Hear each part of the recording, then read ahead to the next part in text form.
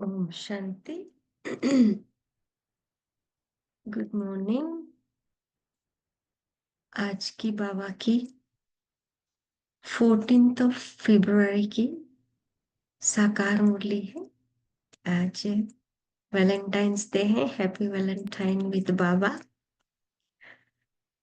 मुरली का महावाक्य है, मीठे बच्चे, तुम्हें श्रीमत मिली है।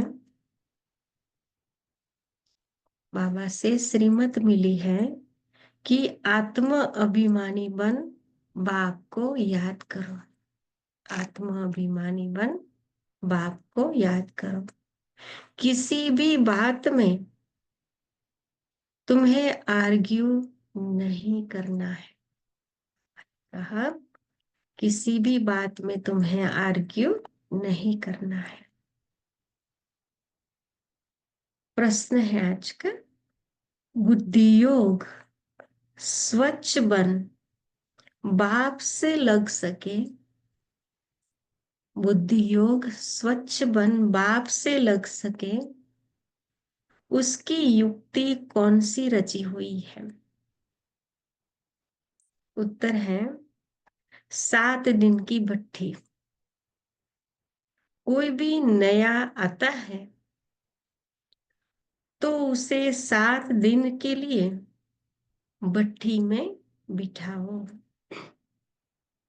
जिससे बुद्धि का किचड़ा निकले। 7 दिन की भट्ठी में बिठाओ। तो बाबा ने कहा, बुद्धि का किचड़ा निकले और गुप्त बाप, गुप्त पढ़ाई और गुप्त वर्षे को पहचान सके।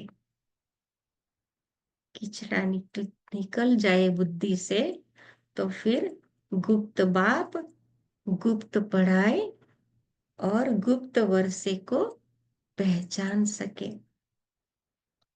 अगर ऐसे ही बैठ गए तो मुझ जाएंगे, समझेंगे कुछ भी नहीं।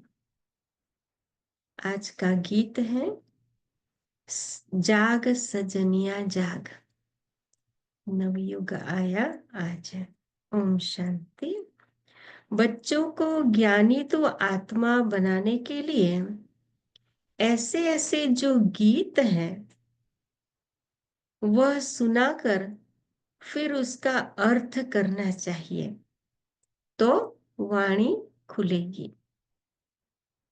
मालूम पड़ेगा कि कहाँ तक सृष्टि के आदि मध्य अंत का ज्ञान बुद्धि में है। गीत को अच्छे से समझाएंगे तो बाबा कहते हैं मालूम पड़ेगा कि, और वाणी भी खुलेगी तो समझ में आएगा कि सृष्टि के आदि मध्य अंत का ज्ञान बुद्धि में है। बाबा ने कहा, तुम बच्चों की बुद्धि में तो ऊपर से लेकर मूल वतन, सबसे ऊपर है मूल वतन, सूक्ष्म वतन, स्थूल वतन के आदि मध्य अंत का सारा राज जैसे कि चमकता है, बुद्धि में चमकता है। मूल वतन, सूक्ष्म वतन और स्थूल वतन के आदि मध्य अंत का राज। बाप के पास भी यह ज्ञान है जो तुमको सुनाते हैं। यह है बिल्कुल नया ज्ञान। भल शास्त्र आदि में नाम है, परंतु वह नाम लेने से अटक पड़ेंगे, डिबेट करने लग पड़ेंगे। यहाँ तो बिल्कुल सिंपल रीति समझाते हैं। भगवान वाच, क्या कहते हैं भगवान, मुझे याद करो, मैं ही पतित पावन हूं। कभी भी श्री कृष्ण को व ब्रह्मा विष्णु शंकर आदि को पतित पावन नहीं कहेंगे। सूक्ष्म वतनवासियों को भी पतित पावन नहीं कहते हो, तो स्थूल वतन के मनुष्य पतित पावन कैसे हो सकते? सूक्ष्म वतन जहाँ ब्रह्मा विष्णु शंकर है, आकारी देवता है, उनको भी पतित पावन नहीं कह सकते, तो फिर नीचे के मनुष्य को कैसे कह सकते? यह ज्ञान भी बाबा कहते हैं तुम्हारी बुद्धि में ही है। शास्त्रों के बारे में जास्ती आर्ग्यू करना अच्छा नहीं है। बहुत वाद विवाद हो जाता है, एक दो को लाठियां भी मारने लग पड़ते हैं। होता होगा ऐसा। बाबा कहते तुमको तो बहुत सहज समझाया जाता है, शास्त्रों की बातों में टू मच नहीं जाना है। ऐसे शास्त्रों वाले होते हैं तो बाबा की बातें न मानते हैं और आर्ग्यू करने लग जाते हैं। मैंने सुना है यहाँ भी शुरू शुरू में हमारे पैम्पलेट्स को भी ये बहुत धिक्कारते थे। नीचे डाल के पांव से उसको रगड़ते थे, ऐसा ऐसा। तो बाबा कहते हैं शास्त्रों की बातों में टू मच नहीं जाना है। मूल बात है ही आत्मा अभिमानी बनने की। अपने को आत्मा समझना है और बाप को याद करना है। यह श्रीमत है मुख्य। मुख्य श्रीमत क्या बताई बाबा ने? अपने को आत्मा समझना है और बाप को याद करना है। बाकी है डिटेल। बाकी बहुत पूरा ज्ञान है जो डिटेल है। बीज कितना छोटा है, बाकी झाड़ का विस्तार है। जैसे बीज में सारा ज्ञान समाया हुआ है, वैसे यह सारा ज्ञान भी बीज में समाया हुआ है। तुम्हारी बुद्धि में बीज और झाड़ आ गया है। जैसे स्थूल बीज कोई हो, जैसे ही बीज देखो उसका पूरा झाड़ देख बुद्धि में आ जाता है। वैसे बाबा बीज है और उसमें सृष्टि रूपी झाड़ भी आ गया है। तो जिस प्रकार तुम बच्चे जानते हो और कोई समझ न सके, झाड़ की आयु ही लंबी लिख दी है। बाप बैठ बीज और झाड़ व ड्रामा का राज समझाते हैं। बाबा कहते हैं तुम हो स्वदर्शन चक्रधारी। कोई नया आए, बाबा महिमा करे कि स्वदर्शन चक्रधारी बच्चों, तो कोई समझ न सके। वह तो अपने को बच्चे ही नहीं समझते हैं। यह बाप भी गुप्त है तो नॉलेज भी गुप्त है, वर्षा भी गुप्त है। तीन बातें, बाप भी गुप्त, बाबा क्या ज्ञान भी गुप्त, तो बाबा से मिला हुआ वर्षा भी गुप्त है। नया कोई भी सुनकर मूंझ पड़ेंगे, इसलिए क्या करना है? 7 दिन की भट्टी में बिठाया जाता है। यह जो 7 रोज भागवत व रामायण आदि रखते हैं, वास्तव में यह इस समय 7 दिन के लिए भट्टी में रखा जाता है। तो बुद्धि में जो भी सारा किचड़ा है वह निकाले और बाप से बुद्धि योग लग जाए। बाबा कहते हैं यहाँ सब है रोगी। सतयुग में यह रोग होते नहीं। आत्मा रोगी हो गई है। यह आधा कल्प का रोग है। 5 विकारों का रोग बड़ा भारी है। वहां तो देही अभिमानी रहते हैं। सतयुग में सभी देही अभिमानी, आत्मा अभिमानी रहते हैं। जानते हो, हम आत्मा एक शरीर छोड़ दूसरा लेती है, पहले से साक्षात्कार हो जाता है।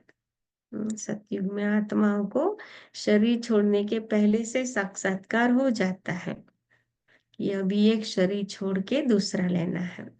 अकाले मृत्यु कभी होता नहीं, इसलिए सतयुग के देवताओं को अमर कहते हैं। वहां अकाले मृत्यु नहीं होता। बाबा कहते हैं तुमको काल पर जीत पहनाई जाती है। अभी संगम युग पर काल काल महाकाल कहते हैं। महाकाल का भी मंदिर होता है। सिख लोगों का फिर अकाल तख्त है। वास्तव में अकाल तख्त यह भ्रुकुटी है, जहां आत्मा विराजमान होती है। सभी आत्माएं इस अकाल तख्त पर बैठी है। सारे संसार में करोड़ों मनुष्य हैं, सभी के मस्तक में आत्मा अकाल तख्त पर बैठी है। यह बाप बैठ समझाते हैं। बाप को अपना तख्त तो है नहीं, वह आकर इनका माना ब्रह्मा बाबा का यह तख्त लेते हैं। इस तख्त पर बैठकर बाबा कहते हैं, तुम बच्चों को ताउसी तख्त नशीन बनाते हैं। बाबा हम बच्चों को ताउसी तख्त नशीन बनाते हैं, ब्रह्मा बाबा के भ्रुकुटी रूपी तख्त पर बैठकर। तुम बच्चे जानते हो वह ताउसी तख्त कैसा होगा, जिस पर लक्ष्मी नारायण विराजमान होते होंगे। ताउसी तख्त तो गाया हुआ है ना, विचार करना है उनको भोलानाथ भगवान क्यों कहा जाता है। भोलानाथ भगवान कहने से बुद्धि ऊपर चली जाती है। साधु संत आदि अंगुली से इशारा भी देते हैं ना, इशारा भी ऐसे देते हैं ना कि उनको याद करो। यथार्थ रीति तो कोई जान नहीं सकते। अभी पतित पावन बाप सन्मुख में आकर कहते हैं, परम धाम से सन्मुख आकर कहते हैं, मुझे याद करो तो तुम्हारे विकर्म विनाश हो जाए। बाबा फिर कहता है गारंटी है, आत्मा समझ बाबा को याद किया तो विकर्म विनाश हो जाए, और वो गारंटी है। गीता में भी लिखा हुआ है, परंतु तुम गीता का एक मिसाल निकालेंगे तो वह 10 निकालेंगे, इसलिए दरकार नहीं है। जो शास्त्र आदि पढ़े हुए हैं वह समझेंगे, हम लड़ सकेंगे। बाबा कहते तुम बच्चे जो इन शास्त्रों आदि को जानते ही नहीं हो, तुम्हें उनका कभी नाम भी नहीं लेना चाहिए। सिर्फ बोलो भगवान कहते हैं। मुझ अपने बाप को याद करो, उनको ही पतित पावन कहा जाता है। गाते भी हैं, हे पतित पावन सीताराम। सन्यासी लोग भी जहां तहां धून लगाते रहते हैं। ऐसे मत मतांतर तो बहुत है ना। यह गीत कितना सुंदर है। ड्रामा प्लान अनुसार कल्प कल्प ऐसे गीत बनते हैं। जाग सजनिया जाग, जैसे कि तुम बच्चों के लिए ही बनाए हुए हैं। ऐसे ऐसे अच्छे अच्छे गीत हैं। जैसे दूसरा गीत बाबा बता रहे हैं, जैसे नयनहीन को राह दिखाओ प्रभु। तो स्थूल नयन की बात नहीं, ज्ञान का तीसरा नेत्र। प्रभु कोई श्री कृष्ण को थोड़ी ही कहते हैं, प्रभु व ईश्वर निराकार को ही कहेंगे। यहाँ तुम कहते हो बाबा परमपिता परमात्मा है। हम क्या कहते हैं, बाबा कौन है, परमपिता परमात्मा है तो वह भी आत्मा ना। भक्ति मार्ग में बहुत टू मच चले गए हैं। यहाँ तो बिल्कुल सिंपल बात है, अल्फा और बे। और अल्फा अल्लाह, बे मना बादशाही। इतनी तो सिंपल बात है। बाप को याद करो तो तुम स्वर्ग के मालिक बनेंगे। बरोबर यह लक्ष्मी नारायण स्वर्ग के मालिक संपूर्ण निर्विकारी थे। तो बाप को याद करने से ही तुम ऐसा संपूर्ण बनेंगे। बाबा कहते हैं जितना जो याद करते हैं और सर्विस करते हैं उतना वह उच्च पद पाते हैं। वह समझ में भी आता है। स्कूल में स्टूडेंट समझते नहीं है कि स्कूल में स्टूडेंट समझते नहीं है क्या कि हम कम पढ़ते हैं। जो पूरा अटेंशन नहीं देते हैं तो पिछाड़ी में बैठे रहते हैं तो जरूर फेल हो जाएंगे। बाबा कहते हैं अपने आप को रिफ्रेश करने के लिए ज्ञान के जो अच्छे अच्छे गीत बने हुए हैं उन्हें सुनना चाहिए। आज मुरलियों के गीत के बारे में बाबा सुना रहे हैं। ऐसे ऐसे गीत अपने घर में रखने चाहिए। किसको इस पर समझा भी सकेंगे। कितने अच्छे अच्छे गीत जैसे जाग सजनिया जाग बाबा ने कहा, नयनहीन को राह दिखाओ, फिर छोड़ भी दे आकाश सिंहासन इस धरती पे आ जा रे। फिर अम, ओ मुसाफिर हमको भी साथ ले, दूर की मुसाफिर हमको भी साथ ले। ऐसे ऐसे कितने अच्छे अच्छे गीत हैं जो बजा करके बाबा कहते हैं उसको उसके ऊपर भी समझा सकेंगे। दूर देश का रहने वाला आया देश पर आए, ऐसे ऐसे। तो कैसे माया का फिर से परछाया पड़ता है। तो ये गीत सुनाकर समझा सकते हैं कि ऐसे माया का परछाया पड़ता है। शास्त्रों में तो यह बातें है नहीं कि कल्प की आयु 5000 वर्ष है। ब्रह्मा का दिन और ब्रह्मा की रात आधा आधा है।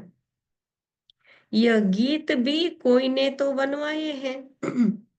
बाप बुद्धिवानों की बुद्धि है तो कोई की बुद्धि में आया है जो बैठ बनाया है। ये बाबा ने टच किया होगा और बुद्धि में आया तो बनाया ऐसे ऐसे गीत जो बाबा को भी हमें समझाने के लिए काम आया और हम भी दूसरों को समझा सके। तो बाबा कहते हैं इन गीतों आदि पर भी तुम्हारे पास कितने ध्यान में जाते थे।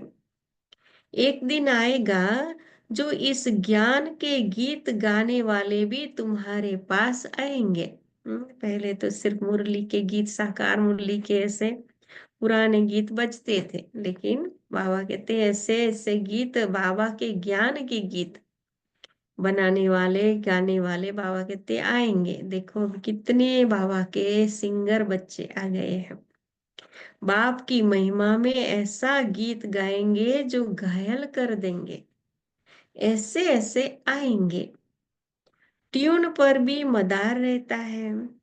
गायन विद्या का भी बहुत नाम है। अभी तो ऐसा कोई है नहीं। तभी नहीं थी, अभी तो बहुत है बाबा के ऐसे बच्चे। सिर्फ एक गीत बनाया था, कितना मीठा कितना प्यारा शिव भोला भगवान। बाप बहुत ही मीठा बहुत ही प्यारा है। तब तो सब उनको याद करते हैं।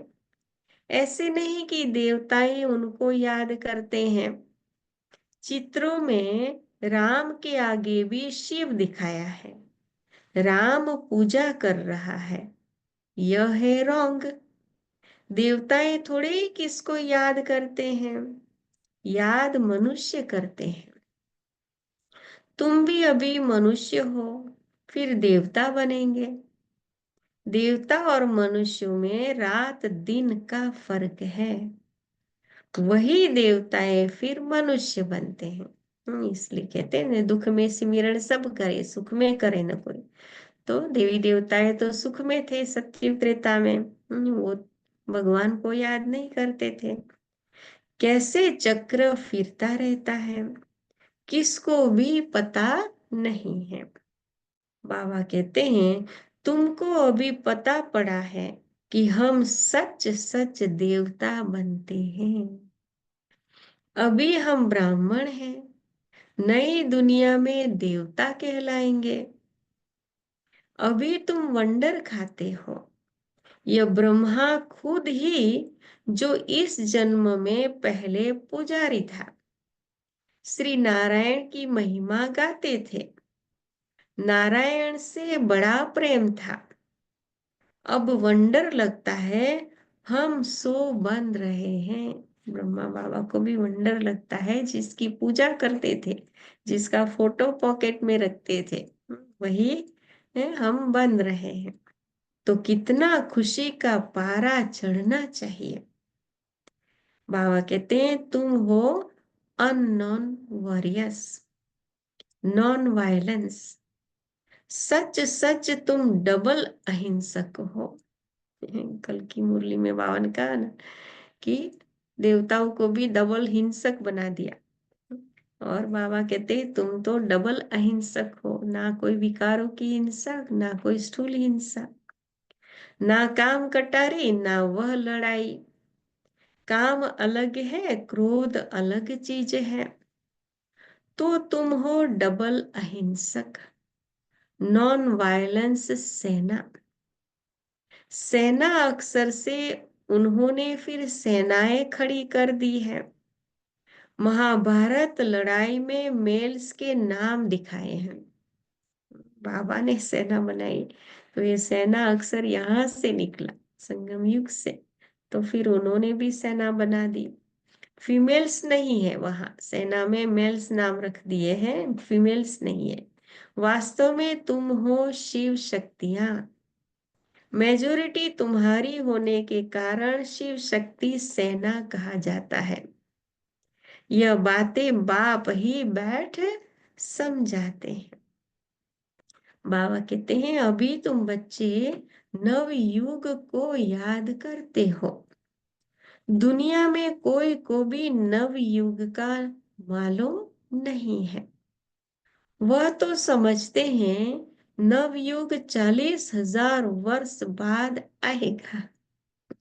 सतयुग नवयुग है, यह तो बड़ा क्लियर है। तो बाबा राय देते हैं ऐसे ऐसे अच्छे गीत भी सुनकर रिफ्रेश होंगे और किसको समझाएंगे भी। यह सब युक्तियां हैं। तो आज गीत के द्वारा सेवा करने की युक्तियां बाबा बता रहे हैं। इनका अर्थ भी सिर्फ तुम ही समझ सकते हो। बहुत अच्छे अच्छे गीत हैं अपने को रिफ्रेश करने के लिए। यह गीत बहुत मदद करते हैं। अर्थ करना चाहिए तो मुख भी खुलेगा। बाबा कहते हैं अर्थ करना चाहिए तो मुख भी खुल जाएगा, खुशी भी होगी। बाकी जो जास्ती धारणा नहीं कर सकते हैं उनके लिए बाप कहते हैं घर बैठे बाप को याद करते रहो। गृहस्थ व्यवहार में रहते सिर्फ यह मंत्र याद रखो, बाप को याद करो और पवित्र बनो। आगे पुरुष लोग पत्नी को कहते थे भगवान को तो घर में भी याद कर सकते हैं, फिर मंदिरों आदि में भटकने की क्या दरकार है। हम तुमको घर में मूर्ति दे देते हैं, यहाँ बैठ याद करो, धक्का खाने क्यों जाती हो। ऐसे बहुत पुरुष लोग स्त्रियों को जाने नहीं देते थे। चीज तो एक ही है, पूजा करना है और याद करना है। जबकि एक बार देख लिया फिर तो ऐसे भी याद कर सकते हैं। श्री कृष्ण का चित्र तो कॉमन है, मोर मुकुटधारी। तो बाबा कहते हैं तुम बच्चों ने साक्षात्कार किया है, कैसे वहां जन्म होता है वह भी साक्षात्कार किया है। परंतु क्या तुम उसका फोटो निकाल सकते हो? एक्यूरेट कोई निकाल ना सके। बाबा ने श्री कृष्ण का साक्षात्कार कराया, लेकिन साक्षात्कार से भी बाबा ने कहा एक्यूरेट फोटो निकाल नहीं सकते। दिव्य दृष्टि से सिर्फ देख ही सकते हैं, बना नहीं सकते। हाँ, देखकर वर्णन कर सकते हो, बाकी वह पेंट आदि नहीं कर सकते, एक्यूरेट पेंट नहीं कर सकते। बल होशियार पेंटर है, साक्षात्कार भी करे तो भी एक्यूरेट फीचर्स निकाल न सके। तो बाबा ने समझाया, कोई से आर्ग्यू जास्ती नहीं करना है। बोलो, तुमको पावन बनने से काम, ओम शांति मांगते हो और शांति मांगते हो तो बाप को याद करो और पवित्र बनो। कोई आर्ग्यू करे तो बोलना चाहिए कि तुम्हारा काम है पावन बनना, और तुम शांति मांगते थे तो बाबा को याद करो और पवित्र बनो। पवित्र आत्मा यहाँ रह न सके, वह चली जाएगी वापस। आत्माओं को पावन बनाने की शक्ति एक बाप में है और कोई पावन बना नहीं सकता। तुम बच्चे जानते हो, यह सारी स्टेज है, इस पर नाटक होता है। सृष्टि रूपी स्टेज पर सृष्टि का पूरे मनुष्य, हजारों लाखों करोड़ों मनुष्य आत्माओं का नाटक होता है। इस समय सारी स्टेज पर रावण का राज्य है, सारे समुद्र पर सृष्टि खड़ी है। यह बेहद का टापू है। समुद्र के ऊपर सृष्टि खड़ी है। 3 भाग पानी, 1 भाग पृथ्वी, इसलिए बाबा इसको बेहद का टापू कहते हैं। वह है हद के टापू। यह है बेहद की बात, जिस पर आधा कल्प दैवी राज्य, आधा कल्प आसुरी राज्य होता है। यूं खंड तो अलग अलग है, परंतु यह है सारी बेहद की बात। बाबा कहते हैं, तुम बच्चे जानते हो, हम गंगा जमुना नदी के मीठे पानी के कंठे पर ही होंगे। समुद्र आदि पर जाने की दरकार नहीं रहती। यह जो द्वारिका कहते हैं, वह कोई समुद्र के बीच होती नहीं है। द्वारिका कोई दूसरी चीज नहीं है। तुम बच्चों ने सब साक्षात्कार किए हैं। शुरू में यह संदेशी और गुलजार बहुत साक्षात्कार करती थी। संदेशी दादी और गुलजार दादी को बाबा ने याद किया, वो बहुत साक्षात्कार करती थी। इन्होंने बड़े पाठ बजाए हैं, क्योंकि भट्ठी में बच्चों को बहलाना था। तो साक्षात्कार से बहुत बहुत बहले हैं। शुरू शुरू वाले साक्षात्कार से बहले हैं। कितना, क्योंकि इतना ज्ञान नहीं था, सिर्फ आत्मा और परमात्मा का ज्ञान था। इतना लंबा चौड़ा ज्ञान नहीं था, ना कोई चित्र थे। बाप कहते हैं फिर पिछाड़ी में बहुत बहलेंगे, वह पाठ फिर और है। पिछाड़ी में भी साक्षात्कार बहुत होगा, वह पाठ बाबा कहते कोई और है। गीत भी है ना, हमने जो देखा सो तुमने नहीं देखा, हमने देखा तुम्हें वो हमने पाया, ऐसे गीत है ना। तुम बाबा कहते हैं जल्दी जल्दी साक्षात्कार करते रहेंगे। जैसे इम्तहान के दिन नजदीक होते हैं तो मालूम पड़ जाता है कि हम कितने मार्क्स से पास होंगे। तुम्हारी भी यह पढ़ाई है। अभी तुम जैसे नॉलेजफुल हो बैठे हो, सभी फूल तो नहीं होते हैं। स्कूल में हमेशा नंबरवार होते हैं। यह भी नॉलेज है।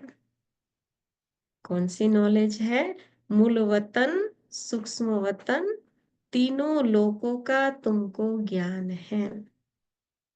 इस सृष्टि के चक्र को तुम बच्चे जानते हो, यह फिरता रहता है। बाप कहते हैं तुमको जो नॉलेज दी है यह और कोई समझा न सके। तुम्हारे पर है बेहद की दशा, कोई पर बृहस्पति की दशा, कोई पर राहु की दशा होती है, तो जाकर राहु की दशा होती है तो जाकर चंडाल आदि बनेंगे। यह है बेहद की दशा, वह होती है हद की दशा। बेहद का बाप बेहद की बातें सुनाते हैं, बेहद का वर्षा देते हैं। बाबा कहते तुम बच्चों को कितनी न खुशी होनी चाहिए। बेहद का बाप हमें बेहद का वर्षा देते हैं, तो बाबा कहते कितनी न खुशी होनी चाहिए। तुमने अनेक बार बादशाही ली है और गंवाई है, यह तो बिल्कुल पक्की बात है। नथिंग न्यू, नथिंग न्यू, बनी बनाई बन रही नहीं, कुछ पन्नी नहीं, चिंता ताकि कीजिए जो अनहोनी हो। तो जो कल को पहले बात सही ली थी उसी प्रकार लेनी है, नथिंग न्यू। तब तुम सदैव हर्षित रह सकेंगे, नहीं तो माया गुटखा खिलाती है। बाबा कहते हैं तो तुम सभी आशिक हो एक माशूक के। शिव बाबा हमारा माशूक है, हम सभी आत्माएं उनके आशिक। सब आशिक उस एक माशूक को ही याद करते हैं, वह आकर सभी को सुख देते हैं। इसलिए जाग सजनिया जाग गीत था ना, वो हमारा साजन है, माशूक है जो आकर सभी को सुख देते हैं। आधा कल्प उनको याद किया है, बिना जाने उसको याद करते रहते थे। वह अब मिला है तो कितनी खुशी होनी चाहिए। हमारा माशूक अभी मिला है तो बाबा कहते कितनी खुशी होनी चाहिए। अच्छा, मीठे मीठे सिकिल दे बच्चों प्रति माता पिता बाप दादा का याद प्यार और गुड मॉर्निंग। रूहानी बाप की रूहानी बच्चों को नमस्ते। हम रूहानी बच्चों की भी रूहानी बाप दादा को याद प्यार, गुड मॉर्निंग और नमस्ते बाबा नमस्ते, शुक्रिया बाबा शुक्रिया।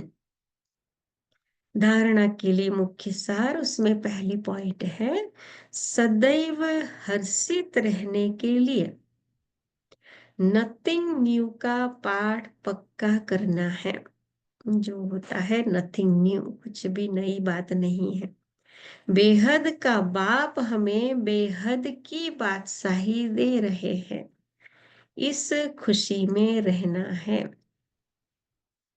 बेहद का बाप हमें बेहद की बादशाही दे रहे हैं, इस खुशी में रहना है।